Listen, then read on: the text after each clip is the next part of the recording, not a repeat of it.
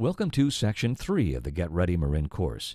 In this segment, we learn about creating a personal disaster plan.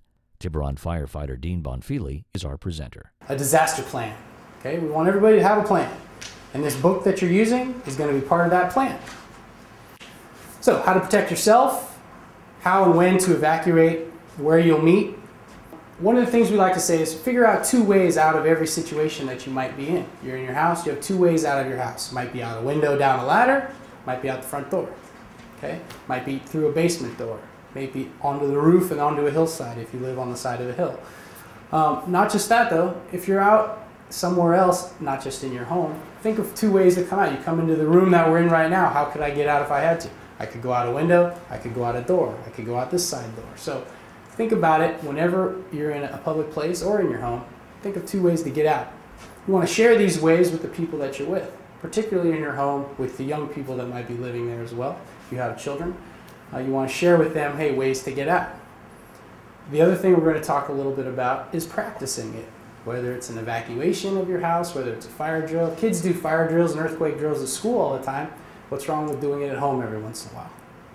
My kids get a real wake-up call when I do that with them. Middle of the night, bang, turn everything. No, I'm just kidding. But it's something that you can practice with the little ones so that you get them thinking and get them on their toes. Earthquake drills at home. Duck and cover and hold. That's an important part they throw on here as well. You could dive under a really big table that you have, and all of a sudden, if you're not hanging onto the table, everything's shaking, and the table moves out of the way, and now the big chandelier comes down on you. So duck, cover, and hang on. Okay, that's a good thing as well. So the earthquake hits, and you don't have anything in the room to duck, cover, and hold under, but you have a doorway. So you want to open the door. You want to get into the doorway, particularly with your backside on the hinge side of the doorway. You want to wedge your feet in the doorway, put your arms across from you, and tuck your head. This way, wedging yourself into the doorway, keeping the door open, and protecting your head. Conducting household drills. Test your fire alarms. Test your smoke detectors. Okay, we talked about rotating batteries every 6 months. I was very upset at my mom. There was some time that went by. Hadn't tested the smoke detectors in her house. All of a sudden, burnt something in the kitchen. Smoke's going up. No smoke. No alarms going off. Wonder why. Batteries are dead. Okay, so we got to make sure we rotate those and test them from time to time. Keep a fire extinguisher in your kitchen and or garage. Simple fire extinguisher, like so, can be purchased at most hardware stores, Target type stores, department stores. And the people say, well, I'm not really sure how to use a fire extinguisher. Well, if you think pass, pass, pass. I'm going to pull the pin, I'm going to aim, I'm going to squeeze the trigger, and I'm going to sweep through my target. Pull, aim, squeeze, and sweep. Okay, you want to aim at the base of the fire. All right, so having a fire extinguisher in your home in a couple of locations, places that you might see some flame, kitchens, garages, those are good places to have them and easily accessible. Stop, dropping, and rolling. Okay, we teach this to children in schools, but it's also important as adults to remember. Stop something, your clothes catch on fire, stop, drop, roll. But the other thing we want to keep in mind is we want to cover our face as well. Stop, drop, roll, and cover your face. Okay? We do everything in our power to protect our airway. Now we're talking about getting out of the house, having 2 ways to get out, but let's also understand that we need to have a meeting place as well. In my home, my children know that once we get out of the house, we're meeting at the mailbox at the end of the driveway. That's a perfect idea. Have a couple though. Maybe they can't get out one side of the house, but they can get out on the other side of the house. So think of a couple different meeting places and make sure everyone understands how to get there. In this area, we have an interesting wildland and urban interface here where a lot of homes are built in areas that have a lot of vegetation nearby, grasses, trees, bushes. It's important that you have a defensible space around your home. I'm sure you've heard this from time to time if you live in one of these areas. Create a fuel break to clear the brush in front of your house within 100 feet of your home. This way, should fire be running up towards your house, hits no more fuel, the fire will go out. Okay? Or at least it will bypass your home, which is what you want. Anything, any dead vegetation, anything that you have in your yard that could be fuel as well, you want to try to eliminate that and get it out of the way. www.firesafemarin.org can give you some more information on vegetation management. We have an evacuation list. So let me ask you this question right now. Someone comes knocking on your door and they say, hey, you have 10 minutes to get out of your house. What are you going to grab? What are the first things that come to your mind right now? Just throw them out there. What do you get? What do you get? What are the first things that are going to come? Anything? Purse. Your purse. All right. So we've got some important stuff in our purse, credit cards, money, those types of things. What else? Medication. Medications. Good. What else might you grab? Dog. Your dog. Right. Grab an animal, a little pet. Hopefully it's a little pet. You can put them under your arm and run like a football. If it's a big St. Bernard, that might be a little different. Come on, Fido. What else might you grab? Cell phones. Cell phones. Good. Way to communicate with other people. Contact. What are some things in our homes that we have that cannot be replaced? Photographs. Pictures. That's usually the first one that comes to mind. Anything else that you can't live without? Or you would be very sad if you didn't have it anymore. Family heirlooms, things that have been passed down from generation to generation. Okay? These are the things that we want you to keep in mind and have on a list. We'll call it an evacuation list. Number them, 1 to 10. Okay? And your top 10 in 10 minutes. Things that you can gather in 10 minutes to get out. Right? Because if someone comes to your house and knocks on your door, hopefully it's a police officer, a fireman, someone in the fire service, someone that's telling you to get out for a particular reason, we don't want you to have to dig through the attic to find that thing you got from grandma 15 years ago, right? Because now that's going to take you 10 minutes just to get that, and then all the other things get lost, and we don't want anything to happen to you.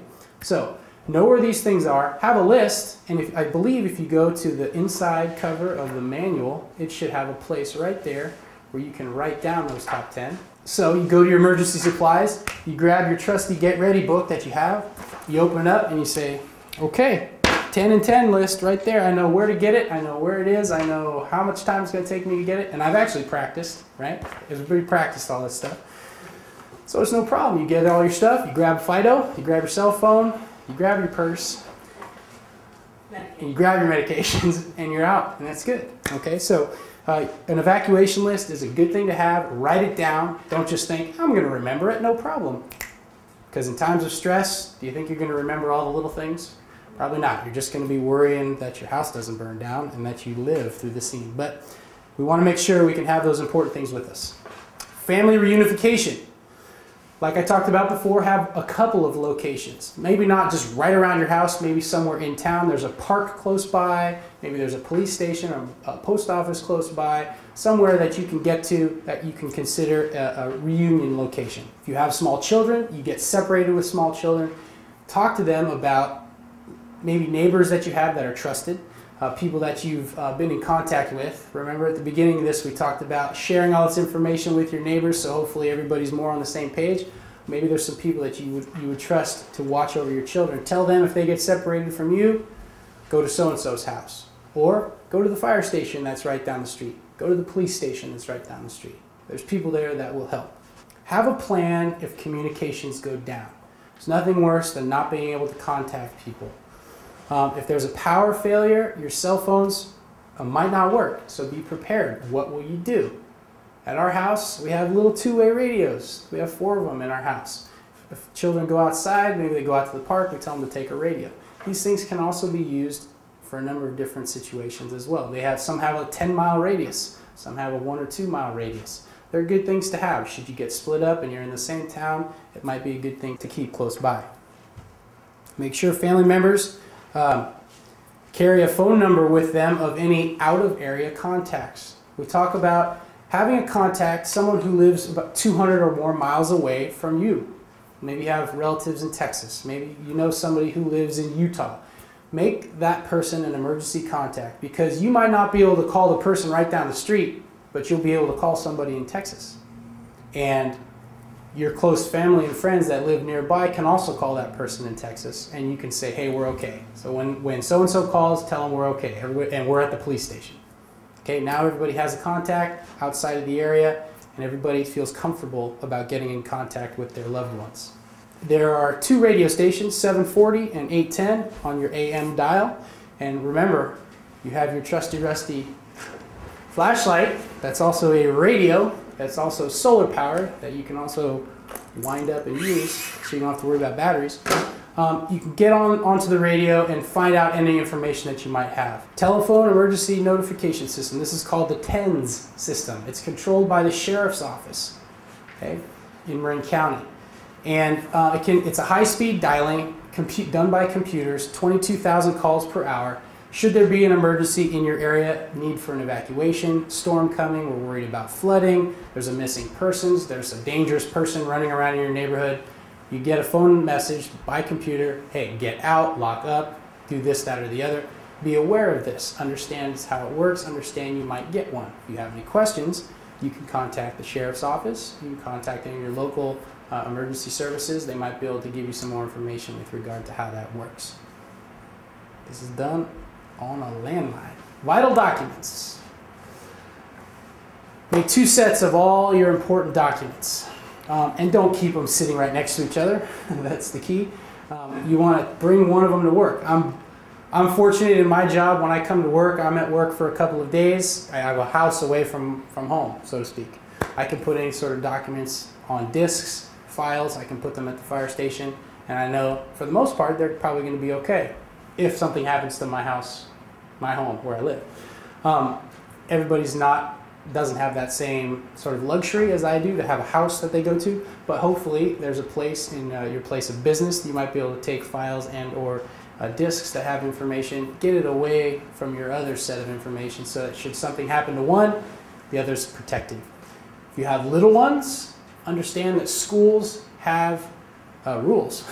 They also have plans, what they do during times of disaster. You can't just drive up, grab little Joey, and run.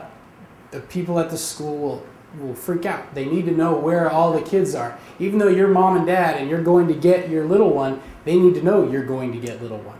So contact the school, understand how the program works, how the plan works, and familiarize yourself with the process so that you can go and get little Joey without alarming everybody on the campus. Authorize a neighbor or a relative to pick up little ones that might, and tell that child who these people are. So Aunt Sally's going to come pick you up if I can't. Okay, great. Child knows the plan, school knows the plan, you know the plan, everybody's on the same page. Insurance.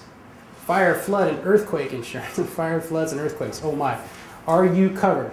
Probably not in Marin County. You'd be surprised. Earthquake insurance, even though we live in this area that has a tremendous high percentage of earthquakes, not everybody has earthquake insurance. If you are concerned about it, if you're interested in it, contact your insurance provider.